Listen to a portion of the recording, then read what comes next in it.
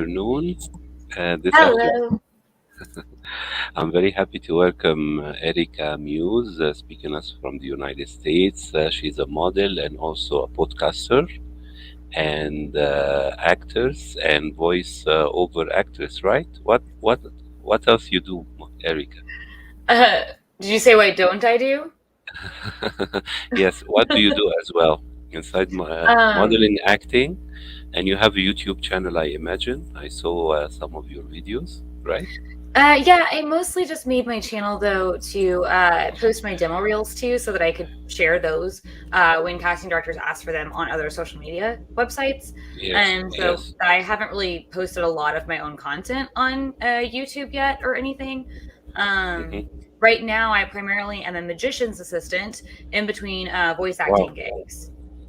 Yes, this is correct. I saw on your LinkedIn, yeah, you started to become an assistant to magician.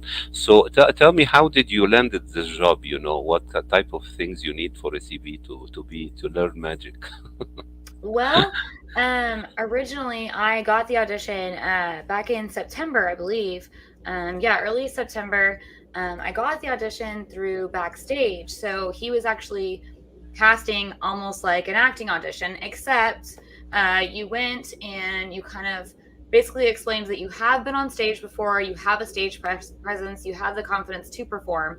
But then, the other half of the audition process is seeing if you fit in the illusions, because it's very important that you fit in the boxes where you have to dodge the blades Yeah. and things. And it was a lot of fun. So, and he found out at the audition that I already enjoyed getting in boxes per se.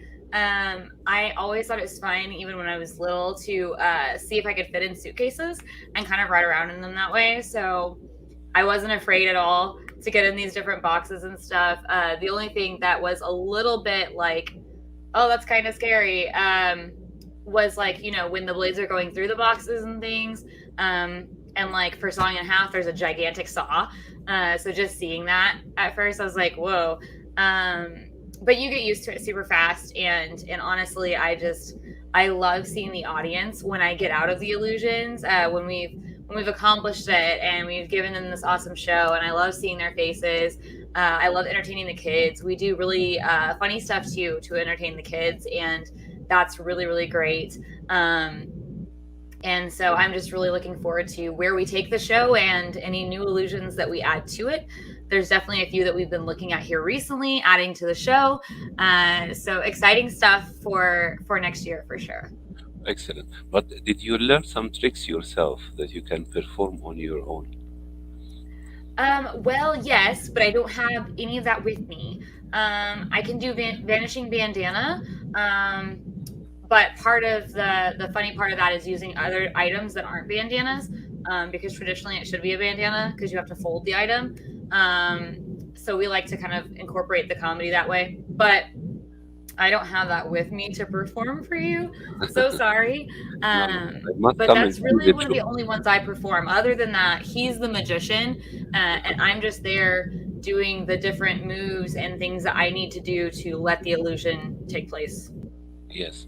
And right now, tell me, during this year, what did you focus on? Because I imagine, with the COVID and everything, the casting process and communication between like an artist and agency were a little bit slow. What did you do alternatively beside the magic thing? Well, yes, casting was very slow, and I had mostly moved my focus to acting right before COVID. I landed my agent in February. I was super excited, and I was landing stuff left and right. And then COVID happened. And of course, I had already switched to being part time at my job and everything because I was like, I'm going to act. And I was going all in. And when all of the auditions stopped, I kind of had to find another way to make ends meet at home.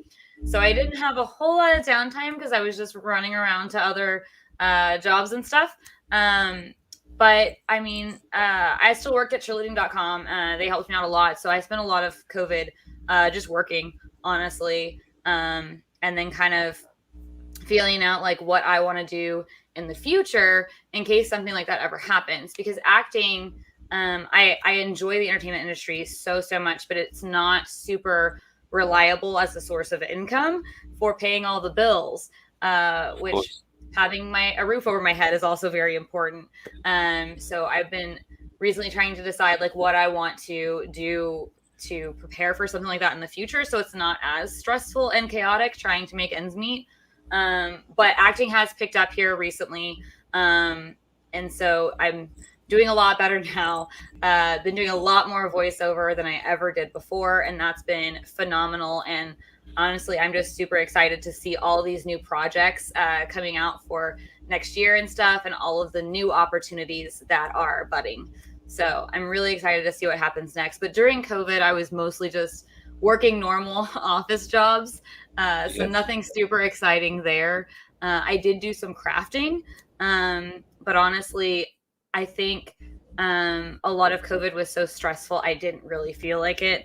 So I didn't do too many builds during lockdown. I actually did more as soon as we got out of lockdown.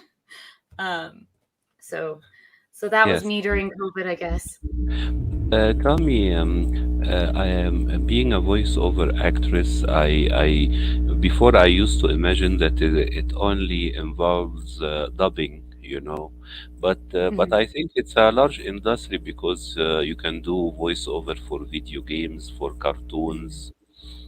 This is right. This is what you do, and I see that can you change your voices to do other voices? Maybe in one cartoon or you can do many characters.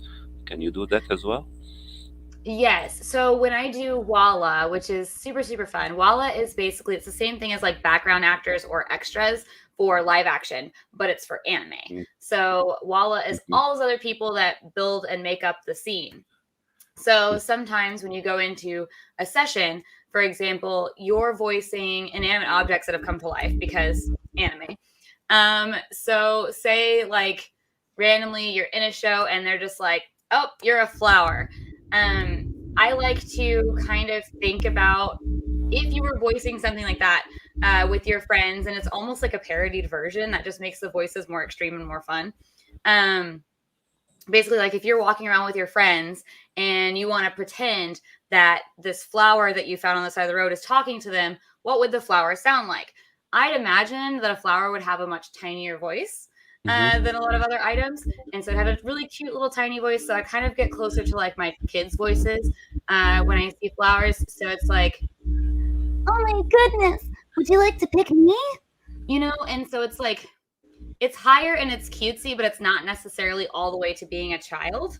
But Yes. sometimes it is. It's whatever you choose in that moment, but you do have to remember what you did because sometimes a character will be reoccurring and they don't know it. And so you Yes. get called back for another Wallace session and they're like, okay, it's this guy again. And you're like, oh gosh, what did I do for this one? Yes. So that's been interesting, honestly, learning all of that. Most of my characters, though, like actual characters, are really close to my normal voice because when you're newer, you are limiting your range more when you're throwing yourself into a character voice instead of using your voice. If you're using your natural voice, you can show emotion a lot more freely as an actor. So Yes. a lot of them are really close to my natural voice just so that I can be really emotional and dynamic while being that character and not kind of putting myself in this little box to sound like this voice that I've made. Um, Yes. so so I would say that I'm still learning how to make those other voices as dynamic as my natural voices. Yes, yeah. When I was growing up in Egypt, we used to watch a lot of Japanese animation. Mhm. And most of the time, there was a very famous television series like Sinbad. Sinbad. It was done in Japan, and it was dubbed in, I think, in Lebanon. But Okay. most of the time, and also Pinocchio, it was done as well as a television series animation. Mhm. But most of the time, it was a young woman who is doing the voice of a young kid. But I didn't know that Mhm. until I started to grow up, become professional, and started to read the credits and to investigate. So Mhm.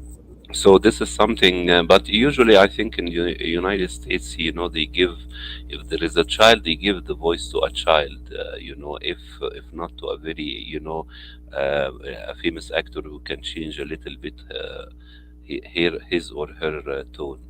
But tell Mm. me, I was reading your social media, preparing your interview, and Mm. I remember I asked you to wear something of a character for the interview. I saw you do a lot of modeling, but unconventional. I say you are in character as well. But did you try to make appearance, in some stuff like Comic Con? I think you are very suitable for that. To be like in character, like a super heroine or something like that. Well, thank you. Thank you. Yeah. So I Saturday I was Cortana, and I worked really hard on Sunday most of the day to get all of the blue off. I had 3 events last night, and I have another shoot. I have a magic show practice after this, and then I have another shoot tonight where I have 3 more looks. So it's just been kind of a lot. So I did see your message and everything, and last minute was just like, I'll do like a Christmas look Yes, of stuff which is that's not in my very suitcase. suitable. Very So suitable. so it's like Yeah. it's almost Mrs. Claus, but Yes. eh, Yes. Yes. like a casual, Yes. I It's guess. okay to do it very fast. Yes. Tell me, are you preparing or looking forward for a wish or a dream for the next year, as an artist? Like, what are my goals for next year? Yes. Okay, I think my I'm trying to remember. I had decided on them, but then in the moment, ooh, I'm not amazing at answering in the moment. I know one of my top goals is to get representation in LA, because I don't have Yes. an LA agent yet. So I have an agent here, but you can get a lot more work by having agents in Of multiple course. markets. Of And course. while there's non-competition between agents, you can't have more than one agent in the same Of market. course. You can have a separate agent in different markets. So I want an LA agent. I would love to record in studio at Funimation. I have recorded remote several times, but I haven't ever been in studio because I started working for them during while they were still, in lockdown. So I would love to go and see the new studio. I did hear though that they opened the doors last week and finally started people letting people come back in to record. So I'm really excited to go into the new studio and record in person. And then also, I would like a speaking part in a union project. So I've done a lot of film work, but unfortunately, the couple of times that I actually got cast as an actual character, my I was either edited out of the film later on Yes. because they cut back on those scenes, because they chose other scenes and they had a certain runtime they were aiming for. So basically, I just ended up in only the deleted scenes, Yes. and or they cut my part because I didn't quite fit the scene the way that they were planning for me to, because it was just like little bits, they weren't important. So I have yet to speak in a big project that was released here in the US. I did work on Pro Athletes Cross the Line, which I think came together really phenomenally, but they ended up selling it overseas. And so I believe it streams in Brazil. So it's not something my family and friends can watch here. So I would like to have a speaking part in a live action production that is here in the US. I think that would be really cool and really fun. So I didn't stop pursuing live action altogether. It's just Funimation was my be all end all dream, and I've made it this year. I'm very excited, and I can't wait to see what else I can accomplish next year. Very good. Well, I want to ask you, did you update your show reel for next year? It's available on YouTube right now. We can share it on our website with the interview. You have a show reel, video show reel updated? Did, Because a lot of agents watch our channel, and artists, maybe they can get to know you and visit your website. Do you have a show reel updated? Uh, Video show reel on YouTube yourself? do I do I have Do a you have what now? a show reel? You have a show reel updated like Oh, with oh, oh, on okay. YouTube? Um, On you? I an animation like a animated demo reel. Yes. Is that what you mean, like Yes. from my animation work? So I'm waiting until a couple more projects come out, and then I will have a spliced reel together. Right now on Yeah. my channel, I just have a playlist. The playlist is Yeah. called Erica Muse, and so everything in that playlist, I am in all of those videos, Hmm. basically, so they can watch any and all of that to see a lot of my work. Yes. But I will have an actual animation demo reel. Yes. I would say by end of February. Yes, yes, yes, because I saw on your Facebook you are in different characters and outfits and so. So I was thinking if you can do or somebody do for you, like a slideshow of your still shots, Oh and yeah. yeah, slideshow. You can transform the photography into video, and each photography, you can say something with your voice, imagining what the character would say. And I think this could be a very nice introduction about basically what you do. If you like Okay. to break through, because there are a lot of, not only Disney, a lot of television series, not feature, and right now you have a lot of streaming service. So I think animation, maybe horror, maybe science fiction, they can use a lot of your capabilities. This is my assumption. Yeah, yeah, definitely. And Think it about it. shows versatility, dynamics, basically everything Yes. that's in your repertoire, basically. And so I do plan to have more of a reel like that by end of February. I am currently Very. working on a live action demo reel, but I've been working on it for 3 months now, I believe. Yeah. So hopefully we'll have that completed soon, and I'll have a live action demo reel of just some short scenes here and there, put together into a reel to see me in action. Even though most of the productions that I've been in action in haven't come to a completion, I will have a demo reel of some scenes. Thank you very much, Erica. I wish you all the best for the next year. It was very interesting interview. Wish you all the best in the upcoming period. And next time we can have a live from the set of your new work, hopefully. Oh, wonderful. Thank you so much. You have a great new year as well. Thank you. Take care. Have a good evening. You too. Ciao. Bye bye. Bye bye.